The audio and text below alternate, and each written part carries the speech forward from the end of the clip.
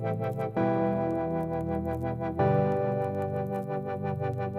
hello everyone, and welcome to another episode of the Music Teachers in International Schools podcast. I'm your host, Chris Kulmer, and this podcast is all about exploring the unique world of international schooling and music education, with the goal of building a stronger and more connected community of music teachers working in the world's international schools.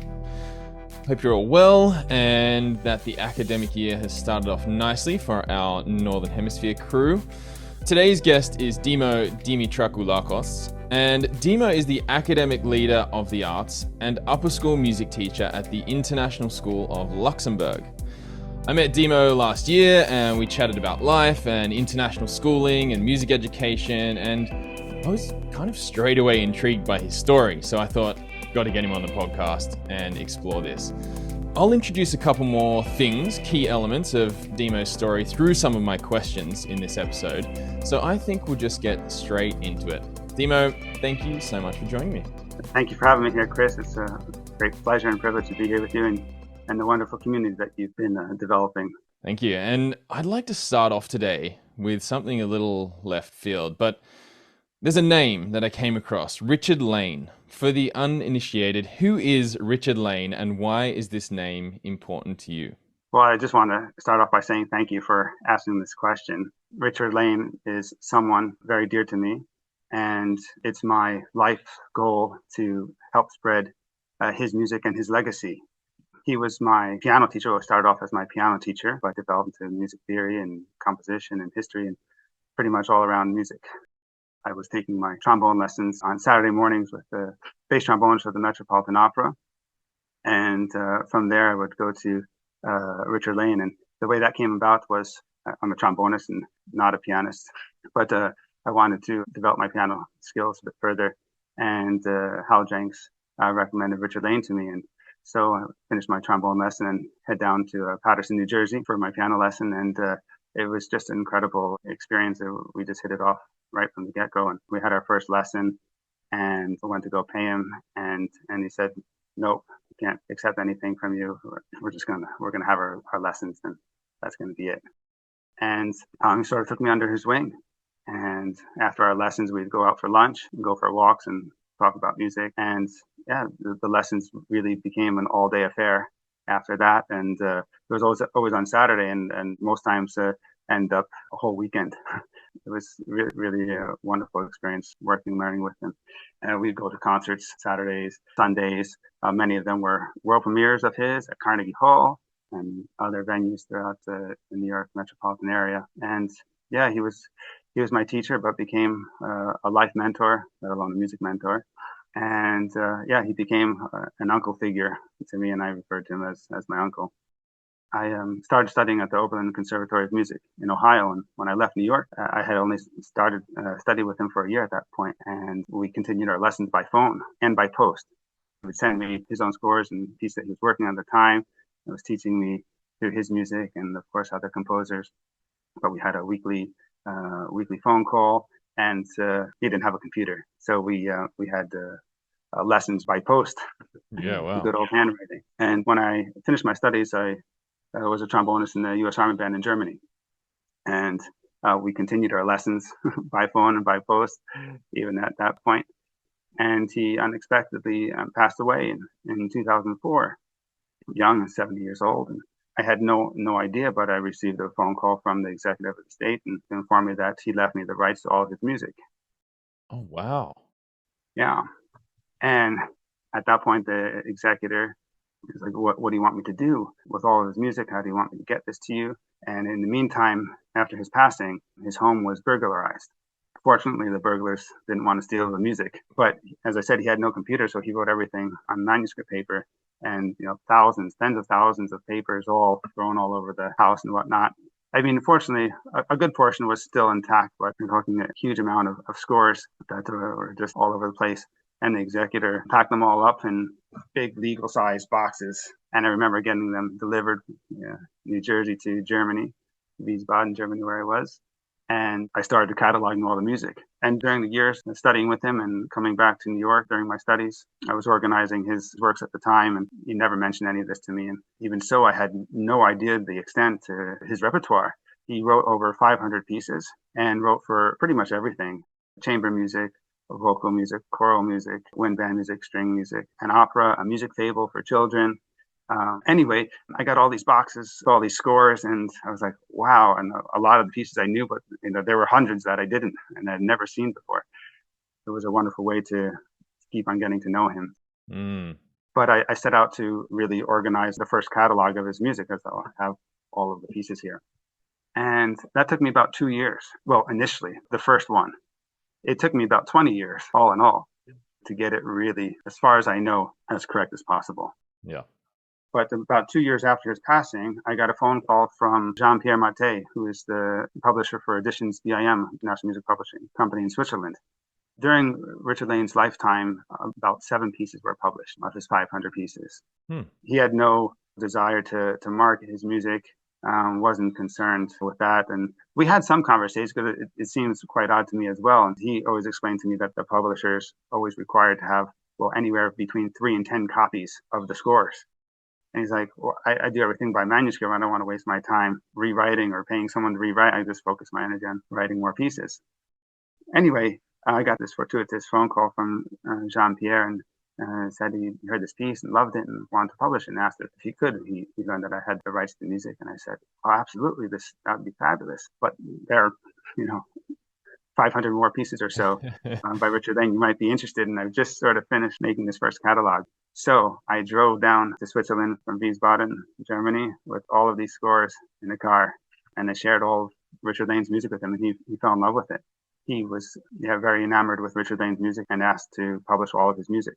So we've been working since 2006 in publishing all of Richard Lane's pieces. Yeah, it's been a wonderful journey to bring his music to future generations and to have this properly documented for people. And we've done over 100 pieces now, and we've got about 30 on the dock right now. Hopefully they'll come out this year. And just to share, he left me the rights to all of his music. And after his passing, the executor, along with several of his friends and myself, we started an endowed scholarship at the International School of Music in his name to help support future music majors at the school. I helped set up a special collections section in the Sibley Library there at EAS-m, and all the royalties that are made from the publishing go to support that scholarship or the publication of future pieces. Like I said, it's my life's goal to share Richard Lane's music with the world. Dimo, that's such a cool story. I mean, I'd read a little bit in researching before this episode about your connection to this, but I had no idea it went to that level. And I mean, I could probably ask you 50 questions more about this, but I think just for the sake of time, we might move on. But what you've provided us with there is such a picture of this special person, Richard Lane, who I'm now going to go and explore. And then all this potential music. I mean, I was going to ask how many you've got through. So you're 100 in, 30 on the dock. There's so many more pieces to get done. But I think for the community listening, there's a name there that we might all want to look up for sure. Please do. I encourage people to uncover his music. And I think it's quite pertinent for the community here, because he wrote for all levels. So you might be, if you're a lower school music teacher, if you're a middle school music teacher, if you're a high school music teacher, if you're a university professor, professional musician, there's something for everyone in his repertoire. Well, let's take a left turn, because as mentioned in the intro, you're currently the academic leader of the arts and upper school music teacher at the International School of Luxembourg. What is it like to live and work in such a unique country? I love it. I love living in Luxembourg, and I love working in Luxembourg, particularly at ISL. I'm going into my 18th year here, and I couldn't think of another place where I'd like to be. A lot of people think of Luxembourg as like, oh, it's so small. And when I first came, I was like, oh my gosh, what did I do? And I only moved 2 hours west from where I was living in Germany. And I had come to Luxembourg, had played many concerts here before, but to live in a place, maybe it's a bit different. I thought it'd be quite similar, but it's very different. And at the time, I mean, I suppose it's the same for anywhere, but you need some time to figure things out, make connections. but it seemed like there wasn't anything to do. And that was very, very far from the truth. And a lot of people say, oh, it's so small, there's nothing to do. And, if you live in a big city, you have a plethora of things to do. But at the end of the day, you can't do all those things. And I find myself in that situation in Luxembourg, even though it's small. There are so many things to do. And it's like, well, yeah, the plethora might not be there, but there's still more than you can possibly do. So it's still hard to choose sometimes. And I'm really fortunate to live across the street from the Philharmonie and the Moudon, Modern Art Museum, and down the street from the Grand Theatre. So some of the big art museums and the art venues are right there. And right down the street from the school, we have a great rock club. So I mean, from the arts perspective, there's just so many things to do. But culturally speaking, and whatever someone's interest might lie, whether it's hiking, being in nature, or being more urban, being in the city and doing things, there's always something exciting to do. And I love going for walks. And every time I walk in the city, it's like I see something new. I'm like, when is this going to end? How have I lived here for 18 years and walked past this corner and never noticed that there was a little statue on that side of the building? It's really beautiful. And I guess just to jump in, it's within touching distance from a number of other cities, right? It's not that far from anything. I mean, in 15 minutes you can be in France, you can be in Germany in 15 minutes, you can be in Belgium in 15 minutes. Yeah. Well, I might jump in on a thing that you mentioned a couple of times, going into your 18th year at the school. And typically in the international school world, maybe not in the music world, but international schooling is kind of known, I guess, stereotypically for the space where teachers jump around a bit. 2 years here, 3 years there. You've worked in one school for so long, and I thought that was quite interesting.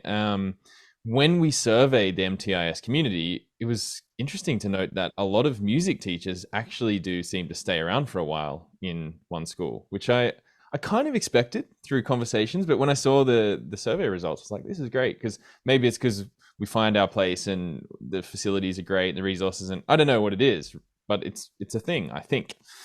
So what has led you to stay in Luxembourg for so long? Apart from the things you've just mentioned about how nice it is, like, yeah, it's 18 years.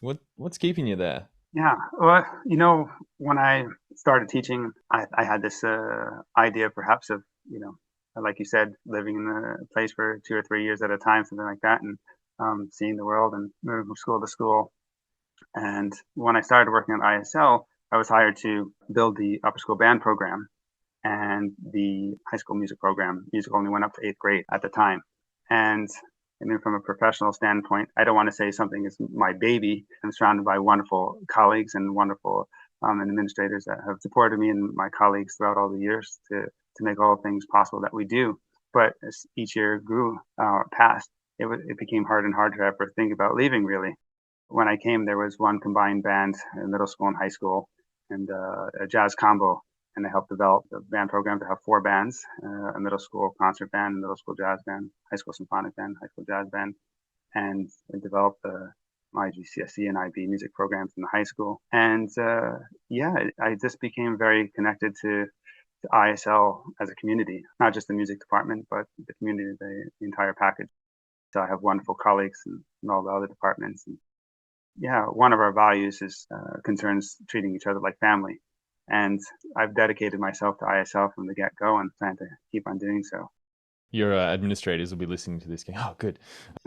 I mean, you mentioned the development that has happened from the beginning days, and you'll have to remind me exactly where it started again. But what is your current role like? Upper school music teacher, academic leader of the arts. It's definitely grown. What's day-to-day like for you? Currently this year, I'll be teaching 7th grade general music, IGCSE music, and IB music.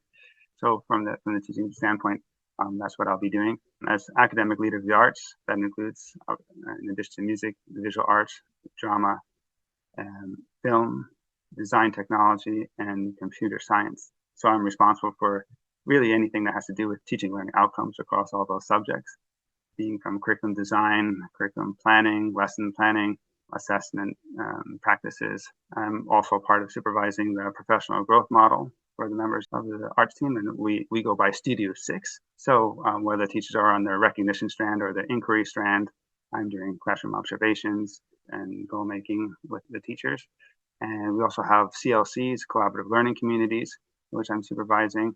So we try our very best to bring people together to move forward together and having aligned goals at the school. So, of course, there's more administrative things such as budget planning and weekly meetings. And of course, the academic leaders are part of the academic council.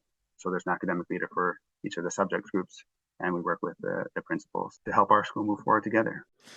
So back to the idea of tenure, the length of time you've spent in one school and thinking about your current role and where it sort of started, what would you say might be some of the main advantages of staying in a school and teaching music in the same international school for a longer period of time? I think one of the advantages is that you get to see long-term projects through, learn long-term goals. Some projects require someone to be there for several years to see that particular goal develop. And then once it's developed, how do you maintain it? And then it's not just about, status quo, but always thinking about how you can improve. So for me, I think a big advantage is to be able to see some of those long-term projects through and continue and stay with them. And I talked about it before. I love working at ISL because of the community. And I think when you're at a place for a long period of time, relationships are the key. They're at the heart of, well, pretty much anything. And so when you've got those strong relationships and have some stability there, you've got that bond. And I think that we're very lucky as a school. We have a relatively low turnover. I think that the main advantage is just to help develop that sense of community, stability, and see projects through. When we were chatting before we hit record on this episode, you took me on a little virtual tour. You showed me some stuff. And when you were speaking before about coming into the school as a band director, essentially, when you were showing me around the space, I didn't see a lot of typical band directory stuff. How have you changed as a music educator over your time? Oh, sure. Yeah, I didn't take you into the band room. Band room was just, Okay. right. You asked, how have I changed? I mean, these things didn't exist when I was at music conservatory. So we have a Korg vocal sample. We've got a set of Micro Freak here. Yeah, that's an Arturia MIDI keyboard. Yeah, exactly. Yeah, we have a whole set of Arturia software. The Micro Boot here, and then we have a DJ board. decks. Yeah. But I would say that music technology is the one thing that I suppose I've had to develop the most and have changed the most in my career. And I know that music technology is something that's really close to you. And actually, I have to do a shout out to someone that you've actually had on your program and a dear friend of mine. And that's Samuel Wright. And this is his MYP music book here that he's authored. We've been working with him for the past few years, and yeah, he's just amazing. And if I can just apply one thing of the million things that he knows each month into my practices, I feel good. But yeah, music technology is, well, I mean, unless you are a music technology specialist and something that's really your thing, I think many teachers maybe find that their students are maybe a bit more advanced than they are. And the past few years, I've been really fortunate to have some students that were leading a music technology class during lunchtimes for students. But I asked if I could join as a student. So I've been participating in that. And yeah, really trying to learn. I love music technology, but music technology is definitely the thing that has changed the most in my career. And some days it's a struggle. I'm trying to figure out, where does this chord go? Things...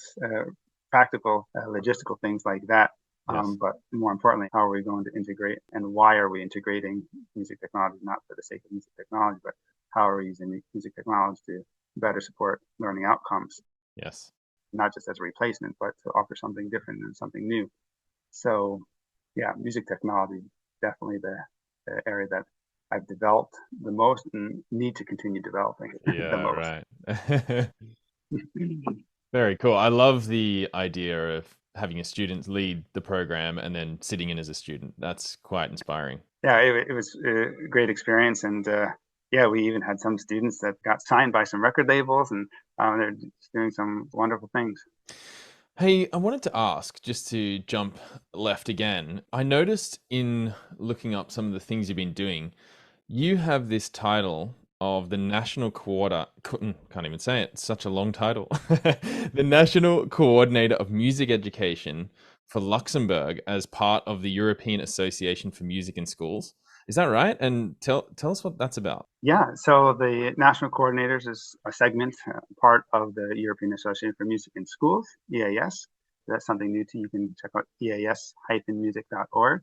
And it's an organization to help spread music and music education. It's European based, but we have people that are participating from all over the world. We have annual conferences. And this past year in May, it was in Lyon. And as you said, yes, I'm the national coordinator for music education for Luxembourg. And at the conference in May, I was actually elected to the board. And I'm now the chairperson for the national coordinators. Congratulations. Thank you. We have about 31 countries as part of EAS, and thousands of schools are impacted by the work that we're doing.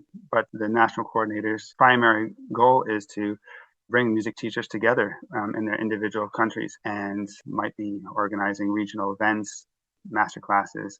And one of the main goals from the national coordinators altogether is we have started the EUDAMIS or DAMIS, the European Day for Music in Schools, which is March 15th.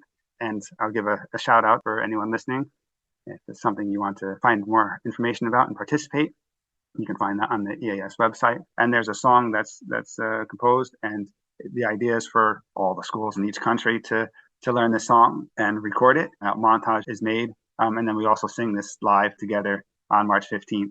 We have the regional events, so that might be like within a country, but it also, like for me in Luxembourg, we might hold a regional event. It might have some people coming from Belgium, from Germany, from France, from the Netherlands. But EAS as an organization who has the annual conference, they also have a book series. So for each conference then produces a new book. It's a European Perspectives on Music Education, EPOME, E-P-O-M-E. That's also on the website, so you can see a series of that. Wonderful resources for music educators to look into, to see some of the research, practical research that teachers can read and utilize in the classrooms. So that's a little bit about EAS, a wonderful organization. And if you're interested in participating in next year's annual conference, it will be in Dublin in June. And hope to see you there. Something else to add to the show notes. Lots of links today. This is great. I'm going to ask you my favorite question. And again, I could dig in probably on all of the things you've said and go down a few rabbit holes. But I'm going to lead us to my favorite question, which is, what would you say, in your understanding, experience, context, makes a good international school music teacher? I'm going to refer to my notes here because I just put a few things here. I do want to make sure that I say things as best as I can. I think I have 4 topics, I would say. Okay. I wrote this out, so is that all right? I'm just going to read this, actually. Okay. My belief about teaching in general for any subject is that it is all about building relationships and strong bonds with students. The more we know about our students, the more effective we can be in finding out what they are passionate about and tailoring their learning to their interest. So I think if I just had to sum that up in one word, and I talked about it a bit before in some of the other questions you asked, everything that we do is about relationship building. I have to say that I feel blessed to have some of the teachers that I've had, or many of the teachers that I've had, all the way from elementary school to the tertiary level. But of course, just like anyone, maybe I had some teachers that maybe weren't the kindest and are the nicest. And did I learn in their classes? Sure, I learned. But I'd have to say that I learned more in the classes where I felt that there was a relationship, there was a bond, that the teacher cared about me. And so I think that good teaching comes down to ensuring that students feel safe and welcome, that they know that you're there for them. So that would be my number one thing to say. As a follow-up to that, I'd say that student voice, student choice, student agency come next. I think learning about music is skills-based, and that it should be holistic oriented for students to develop their skills based around musical elements and concepts framed around performance, solo and group, improvisation, creativity, creation, composition, in various forms and any styles, different music theories, history, listening, research, all of that combined. I think it's important for students to be able to design their curriculum around this holistic approach. I, of course, want to share my own personal interest with students, and sometimes students want to learn about the music I share, and sometimes they don't, and that's okay. Likewise, I want to learn about music from them as well. If they want to develop their skills through a different piece or song, genre of music, I think this is great for students to make the learning personal to them. I think this helps with the overall engagement and development of their musical skill building. One of the things I say to my students, I try to say each day, actually, each class, I hope that when you leave this classroom today, you leave feeling a better musician than you are when you walked in. I frame that around the concept that our goal is to help build independent music makers, independent music learners. I mean, we might only have a few classes a week, but there's 7 days in the week. We're not seeing the students, 7 days a week, but we want to give the students the skills that they need so that they can continue their music learning outside of the classroom, whether it's alone or with a friend or a group of friends. So I think that's really important. Third, I'd say the role of giving ongoing formative feedback to students is crucial, both from the teacher's perspective, but also peer feedback and self-reflection are key, helping students develop their musical skill and musical learning. We have students doing their own assessment, their own report cards, their own comments. We really try to develop that reflecting process and part of everything that we do. So yes, of course, as a teacher, we're here to help facilitate and guide students through that process. But I think it's a bit different to come out, forthright and tell a student all that information. And it's something different if the student can articulate that themselves. And some do it really, really well. And that's great. And you're there to say, yep, you're on the right track, go for it. Now the students might need some more support, but it's like anything, it's practice. And the more they do it, the better they get at it. Yeah. The whole concept, helping them develop the skills and the confidence that, hey, if I run into a little problem here at home, I'm working on the ukulele, I'm working on the guitar, I'm working on the piano, I'm singing a song, karaoke, whatever the case might be, what am I going to do? Some students might, well, my next music lesson isn't until 4 days away. My next private lesson, I just had it, and now I have this problem the very next day, and I'm just going to wait until next week to figure out. No, that's not what we want, right? We want students to be able to identify and find solutions. I think it's all about relationships. It's about being positive. We want to make a learning space where kids want to come. We want to provide experiences for students that excite them. And we want students to be saying, I can't wait until my next music class. Oh, I'm so excited to be here. Folks, class has ended. You need to get to your next class. Oh, no, I don't want to leave. Yeah. I still want to keep on practicing. That's the type of atmosphere that we're after, I think, I hope. So that's what I would say. Thanks for thinking so deeply about that. And there's lots of really poignant ideas. I've taken a bunch of notes as I was listening. I thought it was really well presented. So thank you. Dima, again, thank you so much for what you've offered today. And yes, we could have explored lots and lots of different topics. Maybe we'll do that. Maybe we'll have a round 2 one day where we dig deeper on some of these things. But I think we might leave it there. Do you have any other questions, comments, thoughts that you want to add before we wrap up? I guess just the one thing that I would just like to say is that I'm really, really excited about this year for many reasons. We have a full plate of incredible things happening. But one of the things that I've been working for many years now and finally coming to fruition is that ISL will be the official residency for the Luxembourg Chamber Orchestra. And so we will have professional orchestra on site. What? Yeah. And so just to put that into context as quickly as I can, over the last several years, we've been collaborating with the OCL, the Chamber Orchestra. And we actually did a performance of Richard Lane's Magician's Shoes, which was a music fable. And we had students performing alongside the members of the orchestra, and then drama students doing the theatrical part. And we've done other projects like that in the past. But over the last several years, we've been participating in a student composition program where every single 7th grader writes a string quartet. Every single 7th grader. Wow. And we have the string quartet of the OCL that comes in and gives an initial demonstration about different instruments and how to write for them and whatnot. When they come back during the process to give feedback to the students on their compositions. And then it all ends up with a gala performance, a world premiere of every single composition. I'm guessing they're short compositions all mashed together. Oh, you mean the gala? Yeah, at the gala? Yeah, so every single student goes from one to the next. We have a trimester schedule. We have 2 classes simultaneously. So we have 40 world premieres. And then 3 months later, we have another 40, and 3 months later, 40 more or so. when I was going to school, at least when I started, Finale and Sibelius and those type of programs didn't exist. They were just coming on the market. Yeah. Anyway, you compose and you had to know how it sounded, or you didn't, right? Yeah. And so working on software notation programs is great. Students get to hear right away how something sounds and go back and make adjustments. But it's an entirely different thing if you can hear your piece performed live and be performed live by professional musicians. It sort of makes that whole process, that circular process, complete. So anyway, we've been doing that, and that's been just incredible to see students develop through that process, and so excited to have their world premiere performance and their recording, and to work with musicians. And it was always my goal to see how we can get the orchestra even more involved in our day-to-day. So the orchestra will be on site, and students will have access to open rehearsals and even interactive rehearsals. So students will be able to sit in with the musicians. We're going to have some students performing with the orchestra as well. We'll have master classes by members of the orchestra. I'm looking forward to seeing the 4-year-old, 5-year-old lower school students going to rehearsal there in the auditorium, and just like the 12th graders. And all the students in between to be able to walking from one class to the next and hearing the orchestra rehearse perhaps in the auditorium.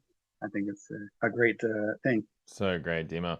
I wanted to just quickly reflect as we wrap up on what you said about the journey that you've taken with the chamber orchestra coming into school and seeing that come to fruition, and linking back to some of the earlier parts of this conversation about tenure and being in one school for so long, and then connecting that to international schooling and thinking, connection to context and cultural context is such a vital part of any international school music teacher to feel at home, to feel connected to place. And I just want to commend you on the initiative to really connect with that incredible ensemble that's in your community, and you've had time in school, all those years to develop that relationship and to get it to a point where they're in-house. Like, what incredible connection to context. And I just loved it. As I was listening, I was going, that's such a great example of what we have the potential of doing as international school music teachers working in these unique environments. So I just wanted to add that in there as a bit of a commendation, and just really cool to hear. Dimo, we're going to leave it there. As I said, maybe we will have a round 2 at some point, but all the best for the academic year ahead. I am looking forward to the day when we catch up again in person. Likewise. And please keep in touch. We'll have all the links to all of these great ideas and books and resources in the show notes, as always. Thank you again for your time, and catch you again soon. Thank you. It's been a pleasure. All the best. Talk soon. Thank you for listening to this episode of the Music Teachers in International Schools podcast. Listen to other episodes by visiting mtiis.com, or learn more about our community on Facebook by simply searching for Music Teachers in International Schools. If you know someone who you think I should get on the podcast, I'd love to hear from you. You can find me at chriskoelma.com, ChrisKoelma.com. See you next time.